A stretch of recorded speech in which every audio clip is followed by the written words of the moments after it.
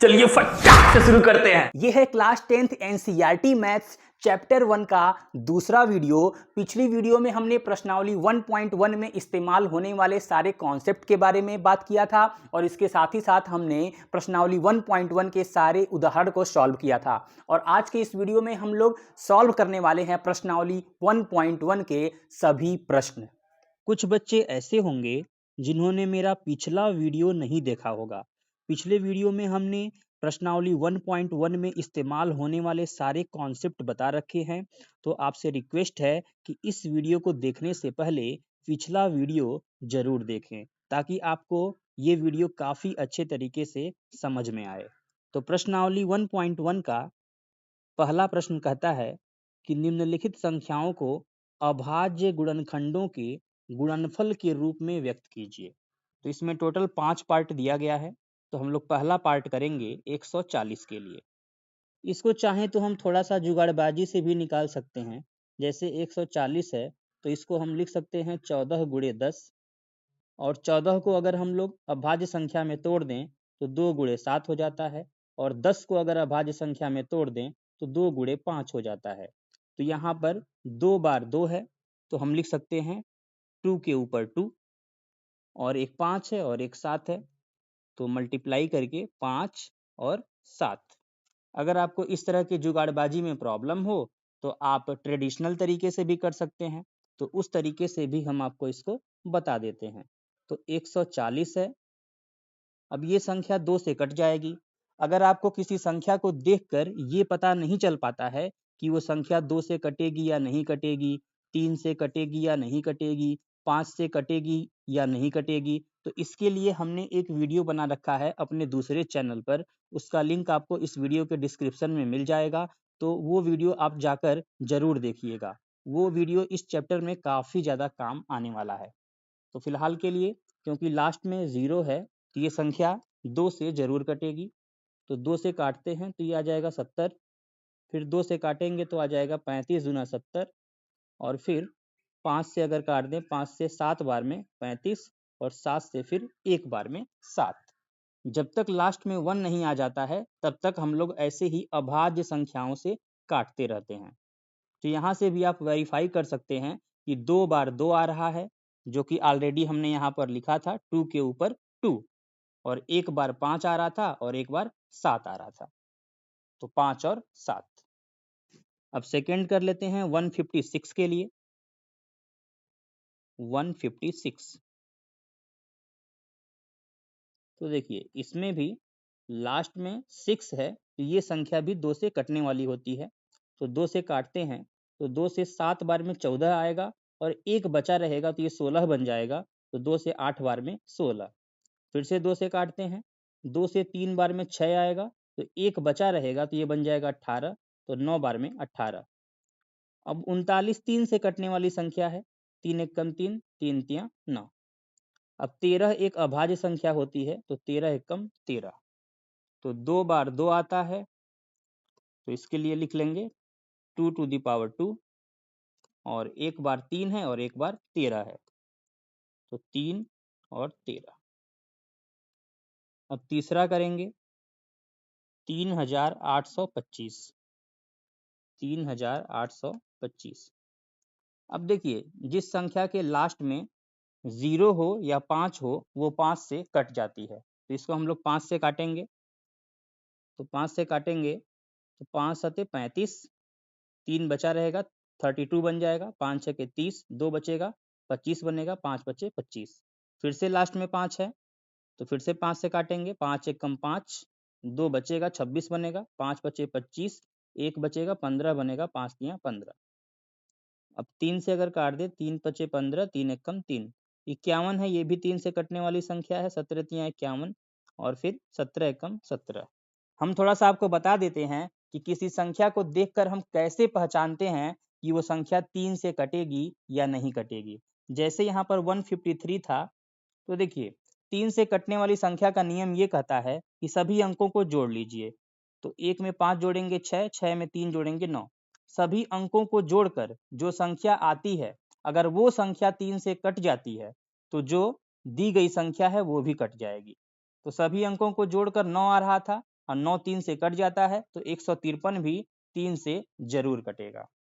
यही सब हमने डिस्क्रिप्शन वाली वीडियो में बता रखा है, तो जाकर डिटेल में आप वहां से देख सकते हैं। 2 बार 3 आता है तो 3 का स्क्वायर, 2 बार 5 आता है तो 5 का स्क्वायर, और एक 17 है तो मल्टीप्लाइड बाई 17। चौथा करते हैं 5005।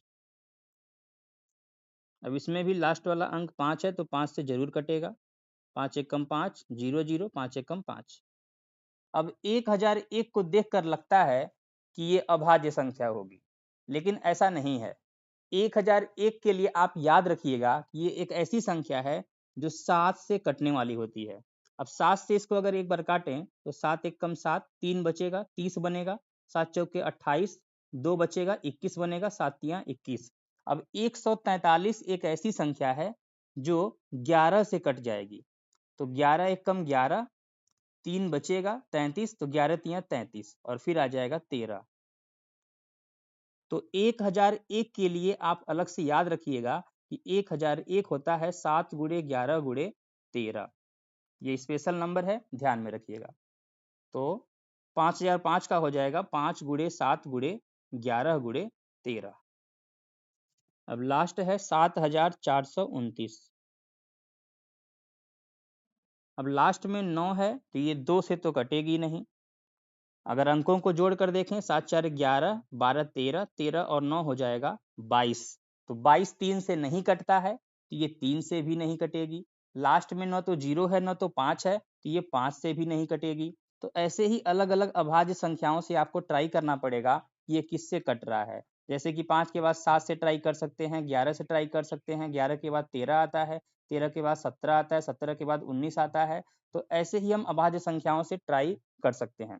जब आप ट्राई करते जाएंगे तो आपको पता चलेगा कि ये 17 से कटने वाली संख्या है। तो इसको हम लोग 17 से काट कर देखते हैं। अब 17 से 4 बार में आ जाएगा 68, उसके बाद 6 बचेगा तो ये 62 बन जाएगा, और 3 बार में हो जाएगा 51। अब 62 में से 51 घटाएंगे तो 11 बचेगा, तो ये हो जाएगा 119। 17 से 7 बार में आ जाता है 119। अब 19 से ट्राई कर लेते हैं तो 19 दूना 38, 5 बचा 57 बनेगा, 19 तियां 57, 23 से कम 23। अगर आपको किसी बड़ी संख्या को डायरेक्ट काटने में दिक्कत हो रहा हो तो आप अलग से जैसे भाग किया जाता है वैसे करके भी कर सकते हैं।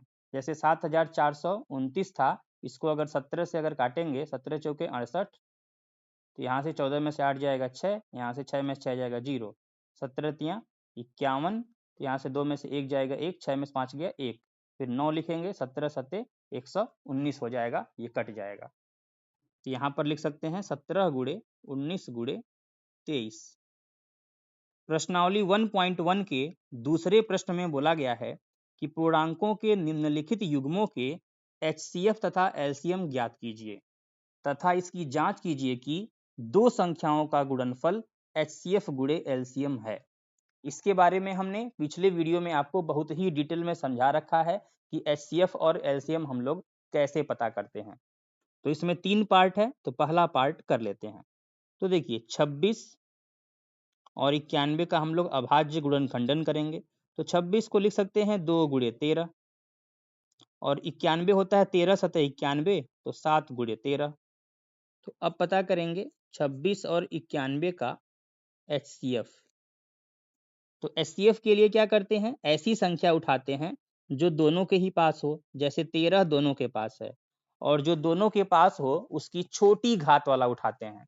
तो दोनों का घात 1 है, यहाँ पर भी 13 का घात 1, यहाँ पर भी 13 का घात 1, तो किसी को भी उठा लीजिए, तो इसका HCF हो जाएगा 13। अब कर लेते हैं LCM 26 और 91 का। अब LCM के लिए क्या करते हैं, तो LCM के लिए यहाँ पर जो जो संख्या आपको दिखाई दे रहा है, हर एक संख्या को उठाना होता है, लेकिन बड़ी घात वाली संख्या। तो यहाँ पर देखिए 2 केवल एक ही जगह पे आ रहा है, तो इसको उठाना ही पड़ेगा, तो यही बड़ी घात हो जाएगी। 7 भी केवल एक ही जगह आ रहा है, तो यही बड़ी घात हो जाएगी। 13 2 जगह आ रहा है, लेकिन दोनों जगह इसका जो घात है वो 1 है, तो किसी को भी उठा लीजिए। तो हमने लिख दिया 13। तो यहाँ पर हो जाएगा 13 सते 91, 91 में 2 का गुणा कर देंगे तो 2 एक कम 2, 2 9 18, 182। अब इसके बाद बोला था कि जांच कीजिए कि दो संख्याओं का गुणनफल उनके एचसीएफ और एलसीएम के गुणनफल के बराबर है या नहीं है। तो पिछली वीडियो में हमने बताया था कि दो संख्याओं का गुणनफल उनके एचसीएफ और एलसीएम के गुणनफल के बराबर होता है। तो दो संख्याओं का गुणनफल कर लेते हैं। एक संख्या है 26, दूसरा है 91। तो गुणा कर लेते हैं, 26 से कम 26 हो जाएगा, 2 बचेगा। अब 26 नवा कितना होगा, 9 छके 54, 9 दूनी 18, 5 23, 234 और 234 में 2 जोड़ना था, 236। अगर आपको इस तरह से गुणा समझ में नहीं आ रहा है तो आप अपने तरीके से गुणा कर सकते हैं। अब इनके एचसीएफ और एलसीएम का गुणा कर लेते हैं। तो 26 और 91 का एचसीएफ और 26 और 91 का एलसीएम दोनों का गुणा कर लेते हैं। तो एचसीएफ आया था 13 और एलसीएम मिला था 182। तो 13 दूना 26, 2 बचेगा, 13 अठे 104 और 2 हो जाएगा 106, तो 10 बचेगा, 13 कम 13 और 10 23। तो आप साफ साफ देख सकते हैं कि दोनों संख्याएं क्या आ गई, बराबर आ गई। तो लास्ट लाइन हम ऐसे लिख देंगे, अतः दो संख्याओं का गुणनफल बराबर एचसीएफ इंटू एलसीएम।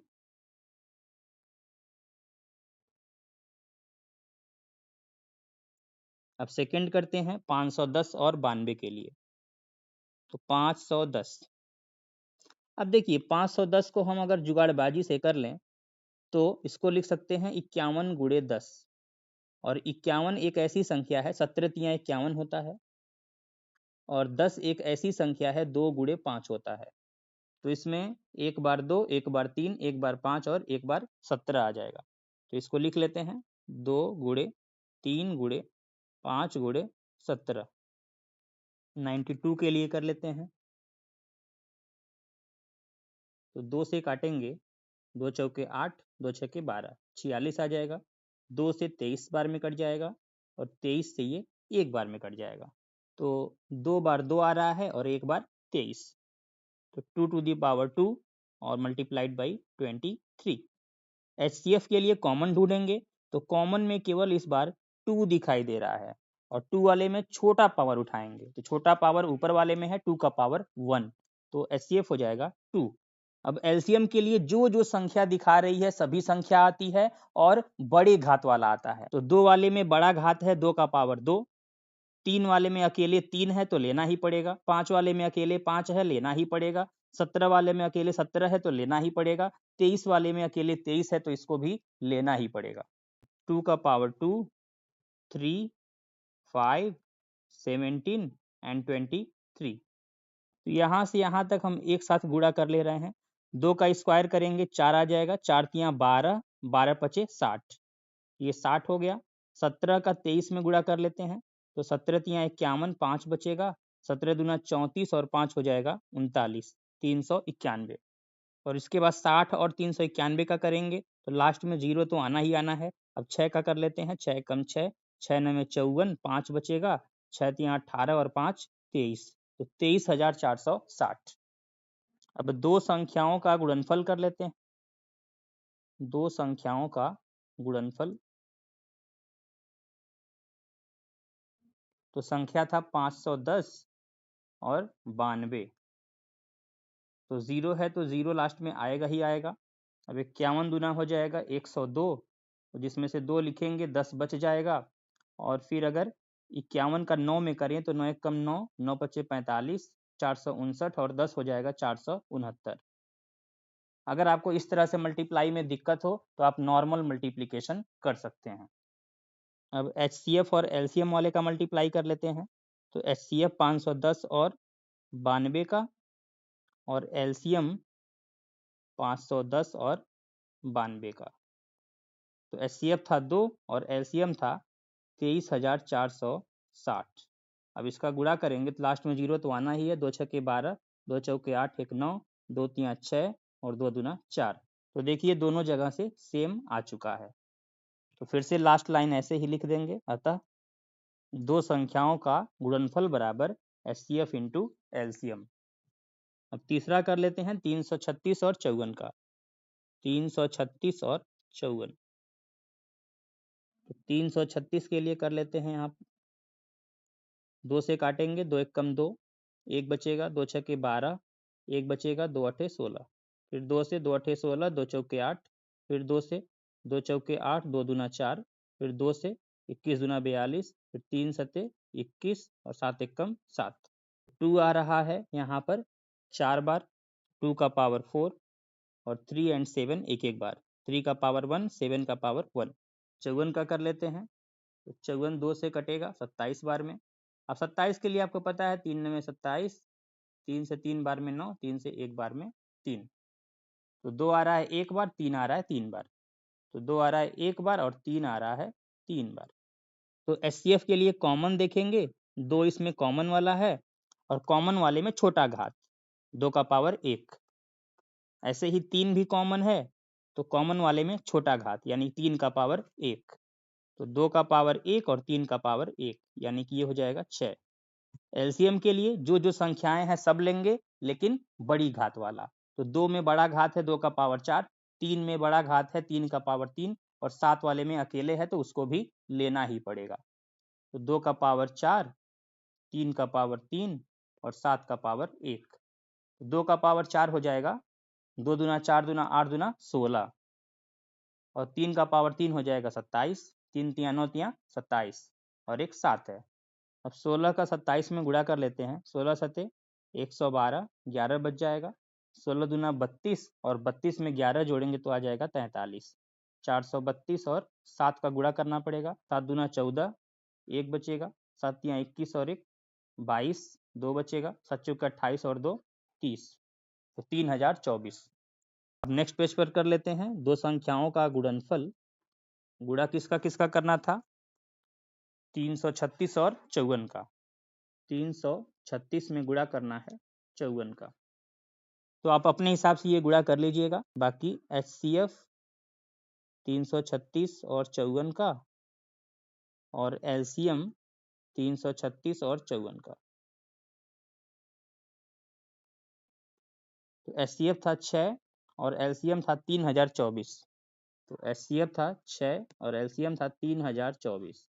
गुणा कर लेते हैं, 6 चौके 24, 2 बचेगा, 6 दूना 12, 2 14, 1 बचेगा, 6 में 0 का 0 फिर 1 हो जाएगा, 6 तिया 18, 18,144।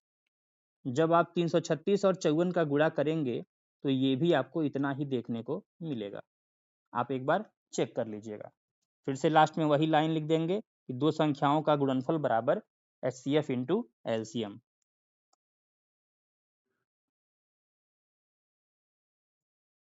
प्रश्नावली 1.1 का तीसरा प्रश्न है, अभाज्य गुणनखंडन विधि द्वारा निम्नलिखित पूर्णांकों के HCF और LCM ज्ञात कीजिए। तो इसमें 3 पार्ट दिया गया है, तो हम लोग पहला पार्ट कर लेते हैं। तो पहले पार्ट में 12, 15 और 21 का HCF और LCM पता करना है। तो देखिए 12 को हम लोग लिख सकते हैं 2 दूना 4 तिया 12। अब 2 आता है 2 बार, तो इसको 2 का पावर 2 लिख सकते हैं। तो इसकी जगह लिख देंगे 2 का पावर 2। अब 15 के लिए 3 इंटू 5 हो जाएगा और यहाँ पे 21 के लिए 3 सते 21, 3 गुणे 7 हो जाएगा। तो अब HCF पता कर लेते हैं 12, 15 और 21 का। तो HCF के लिए क्या देखेंगे, ये ऐसी कौन सी संख्या है जो तीनों के ही पास है। तो तीनों के पास केवल एक ही संख्या दिखाई दे रही है 3, और इसमें से छोटी घात वाला उठाते हैं। अब देखेंगे तो तीनों के पास ही घात में 1 है, तो कोई भी उठा लीजिए, तो इसका आंसर होगा 3। अब करते हैं LCM 12, 15 और 21 का।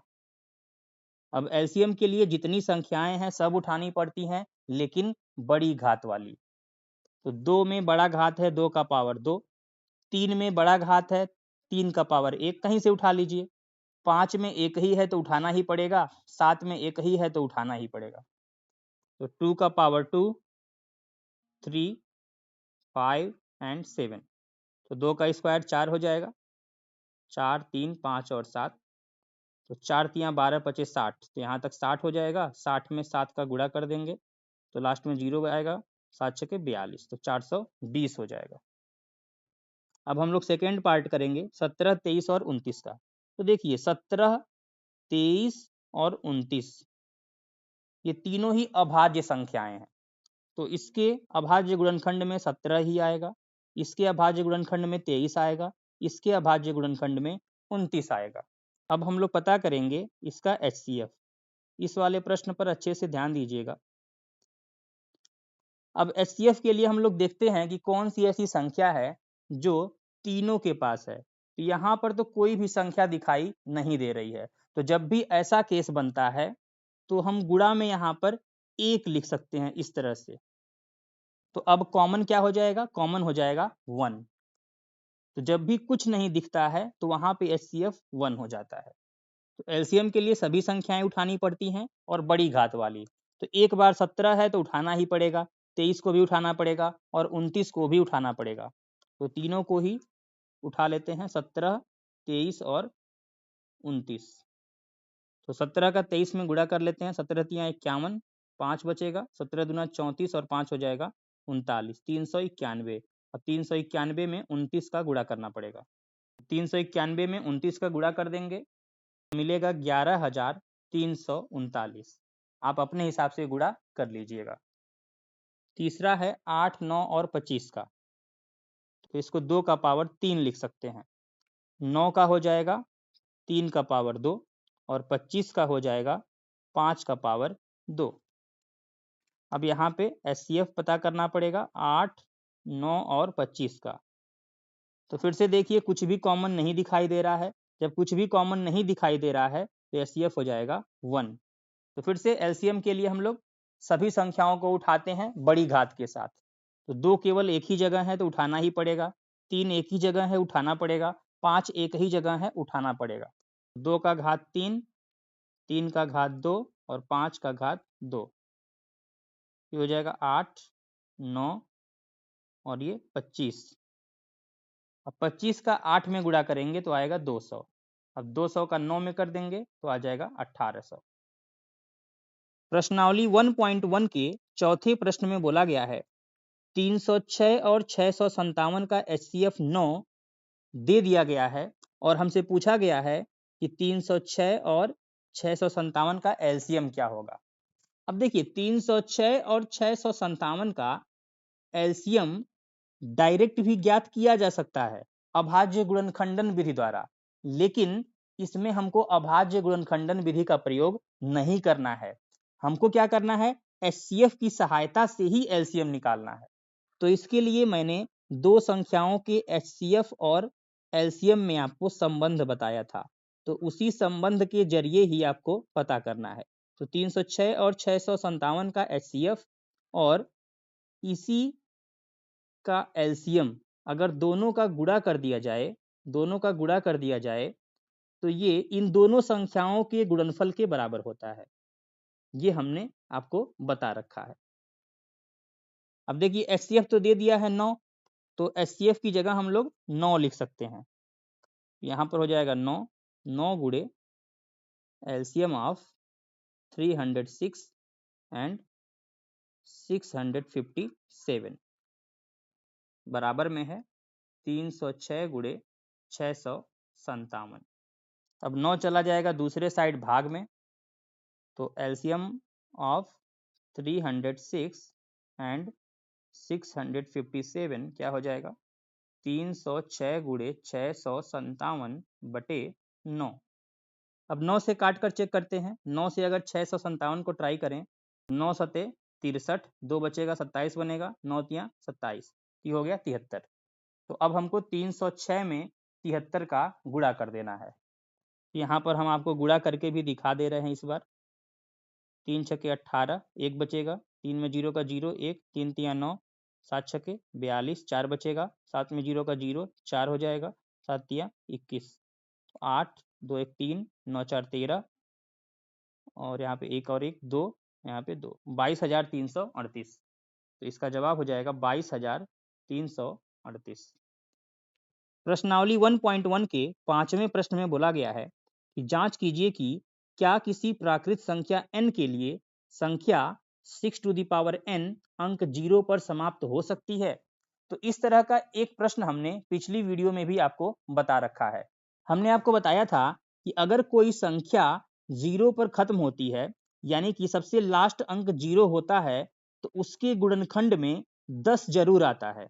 इसको हम लिखेंगे 8 गुणे 10, और 10 आने का मतलब है कि अगर 10 को फिर से तोड़ दिया जाए अभाज्य संख्या में, तो ये हो जाएगा 2 गुणे 5। 10 को लिख सकते हैं 2 गुणे 5।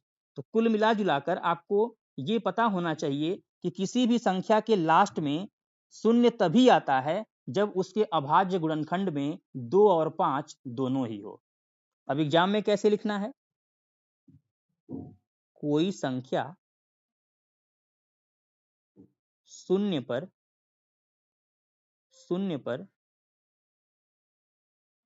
तभी समाप्त होती है जब उसके अभाज्य गुणनखंडन में संख्या 2 व 5 दोनों ही आता है। दोनों का आना कंपलसरी है, अनिवार्य है, दोनों ही आता है। हमको चेक करना है 6 टू द पावर n के लिए। अब 6 को लिख सकते हैं अभाज्य संख्या के गुणनफल के रूप में 2 गुणे 3, और पावर में क्या है? यहाँ पर n है। अब क्योंकि ये गुणा में है, ये घात बंट जाता है, इसी को ऐसे लिख सकते हैं 2 पे घात n गुणे 3 पे घात n। अब सोच कर देखिए, अब n की जगह पे कोई भी प्राकृत संख्या उठाकर देख लीजिए। जैसे मान लीजिए अगर n की जगह पे 1 होगा तो ये कुछ ऐसा दिखाई देगा, अगर n की जगह पे 2 होगा तो ये कुछ ऐसा दिखाई देगा, अगर n की जगह पे 3 होगा तो ये कुछ ऐसा दिखाई देगा। तो n की जगह पर कोई भी प्राकृत संख्या रख लीजिए, इसमें 5 तो कभी आएगा नहीं। कहीं से हवा में से उड़ के तो यहाँ पर 5 आ नहीं जाएगा, आएगा तो हमेशा 2 और 3 का ही कॉम्बिनेशन आएगा। 5 इसमें कभी आ ही नहीं सकता, और जब 5 आएगा ही नहीं तो कभी ये शून्य पर समाप्त नहीं हो सकती। शून्य पर समाप्त तभी हो सकती है जब 2 और 5 दोनों ही आ जाए। हमने पिछली वीडियो में आपको बताया था अंकगणित का आधारभूत प्रमेय। ये प्रमेय कहता है कि अगर कोई भी भाज्य संख्या हो तो उसको अभाज्य संख्याओं के गुणनफल में लिखने का केवल और केवल एक ही तरीका होता है। तो यहाँ पर 2 और 3 आ रहा है तो 5 तो कभी आ ही नहीं सकता, केवल एक ही तरीका है। 2 और 3 आ रहा है तो 2 और 3 ही आएगा, 5 कभी नहीं आ सकता। तो इसी बात को यहाँ पर लिख देते हैं कि अंकगणित के आधारभूत प्रमेय के अनुसार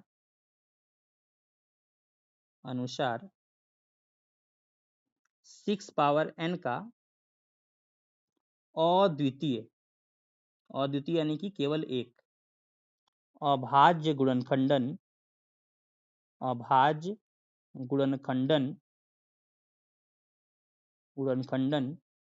2 पावर n गुणे 3 पावर n है, जिसमें संख्या 2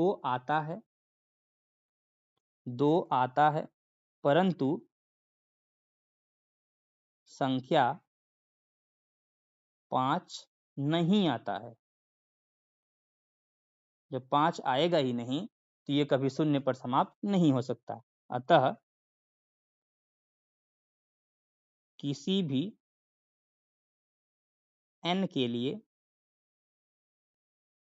संख्या 6 टू द पावर n शून्य पर समाप्त नहीं हो सकती।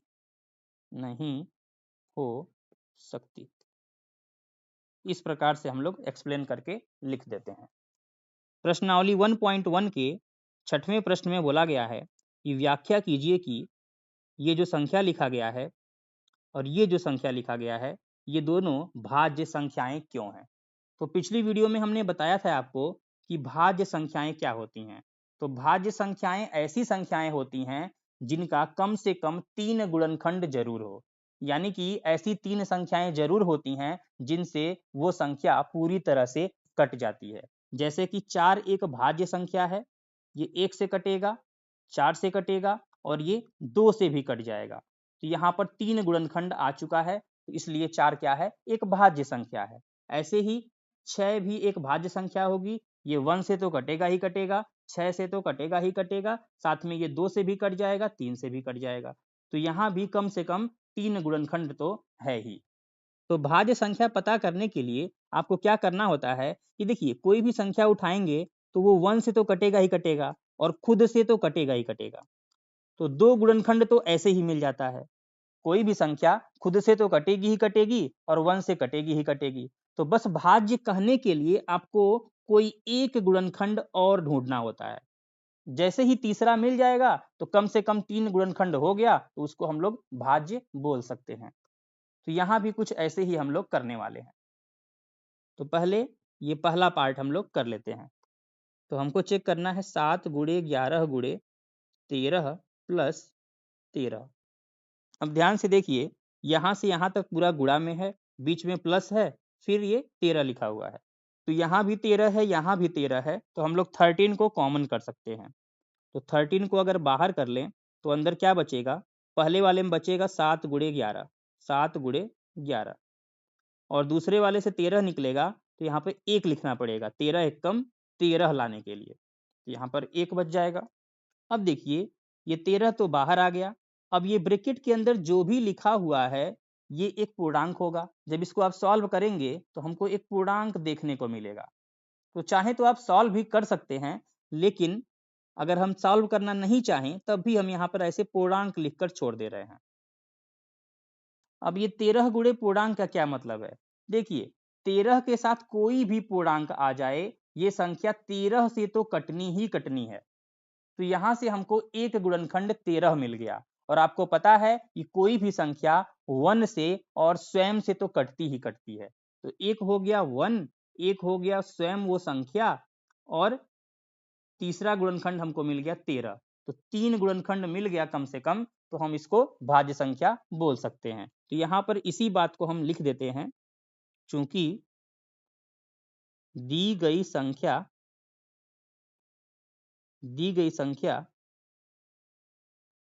संख्या एक व स्वयं के अतिरिक्त संख्या 13 से भी विभाजित है। एक से तो कटेगा ही कटेगा, स्वयं से कटेगा ही कटेगा, और एक संख्या 13 भी मिल गया। संख्या 13 से विभाजित है, अतः यह एक भाज्य संख्या है।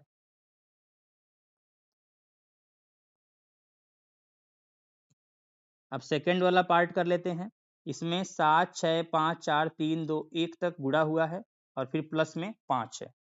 तो नेक्स्ट पेज पर इसको कर लेते हैं। तो 7 से लेकर 1 तक है और फिर प्लस में 5 है। तो फिर से देखिए यहाँ से यहाँ तक ये एक साथ है गुणा में, प्लस के बाद 5 है। तो फिर से यहाँ पर 5 और यहाँ पर 5 कॉमन हो जाएगा।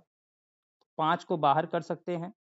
तो 5 को बाहर करने के बाद बचेगा 7 6 4 3 2 1, और दूसरा वाला 5 निकला है तो उसकी जगह पे 1 बचेगा। और फिर से वही बात है, 5 तो बाहर आ गया, बाकी इसको सॉल्व करेंगे तो आपको कोई ना कोई पूर्णांक देखने को मिलेगा।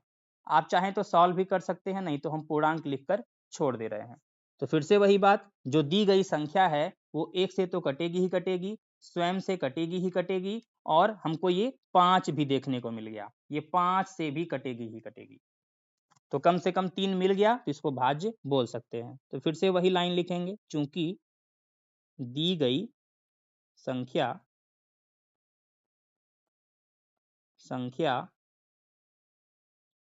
1 व स्वयं के अतिरिक्त, यहाँ पर संख्याओं कर लीजिएगा क्योंकि एक और स्वयं दो संख्या आ रही, संख्याओं लिखना ज़्यादा बेहतर होगा। पिछले वाले में भी हम लोग संख्याओं कर लेते हैं, इससे इतना कुछ फर्क नहीं पड़ता है। मैथ में हिंदी से बहुत ज़्यादा फर्क नहीं पड़ता है। तो चूंकि दी गई संख्या, संख्याओं एक व स्वयं के अतिरिक्त संख्या 5 से भी विभाजित है, अतः यह एक भाज्य संख्या है।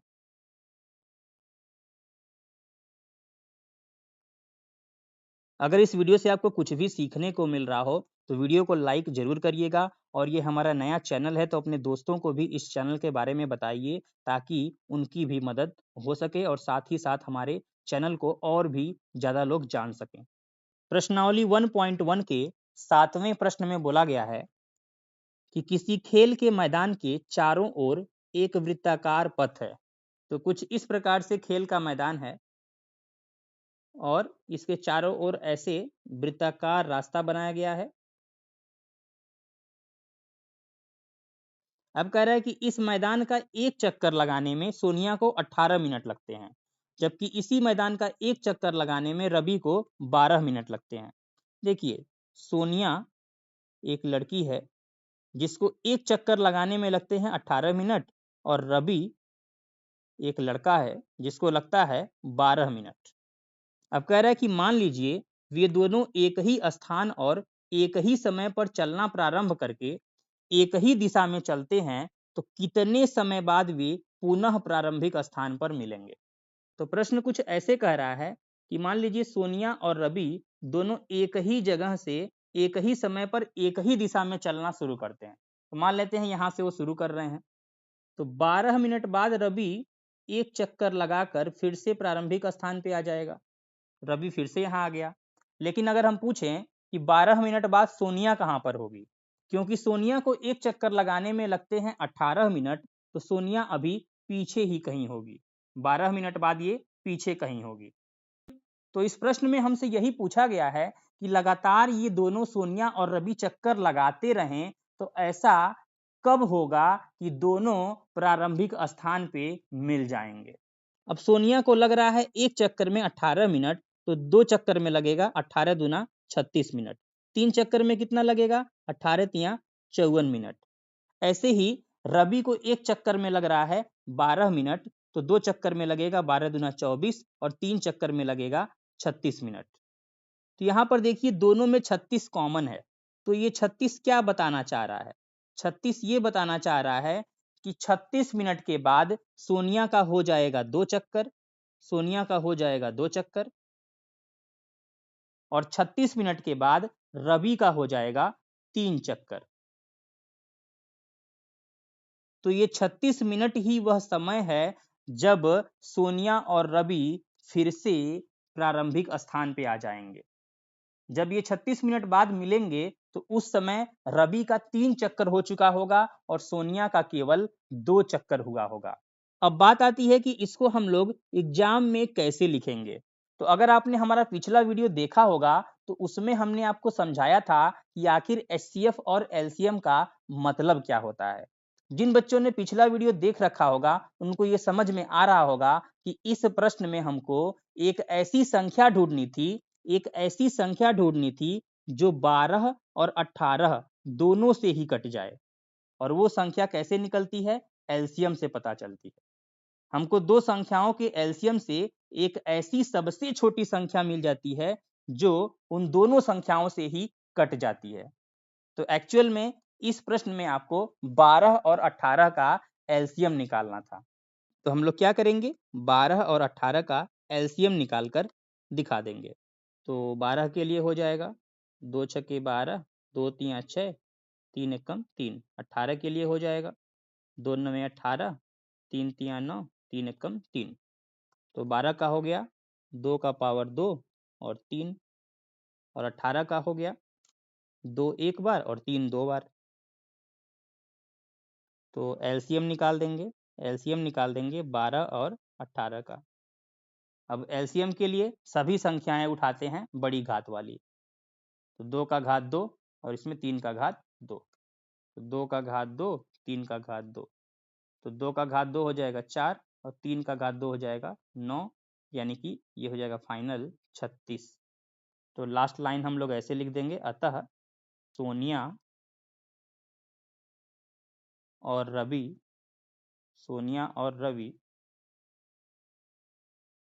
36 मिनट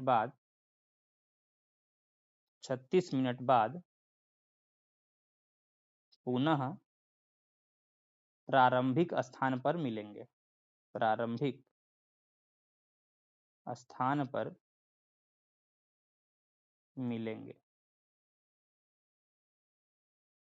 तो हमारी वीडियो आपको कैसी लग रही है, नीचे हमें कमेंट सेक्शन में जरूर बताइएगा। आपके कमेंट का इंतजार रहेगा। चलिए मिलते हैं अगले वीडियो में।